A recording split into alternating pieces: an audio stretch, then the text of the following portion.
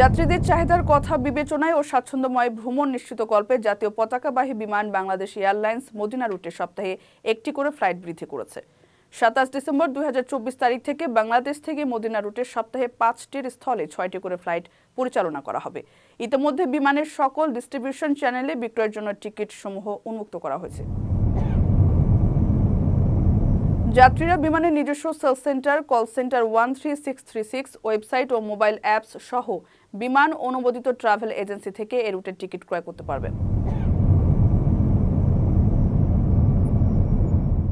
কারো কাছে স্বপ্ন পূরণ, কারো আনন্দের উপলক্ষ, আবার কারো জীবন পাল্টে দেওয়ার মুহূর্ত, কখনো জীবন বাঁচাতে সর্বোচ্চ গতিতে উড়ে চলা, কারো আবেগের শেষ মুহূর্ত, আপনজনের শেষ বিদায়ে শামিল হওয়া।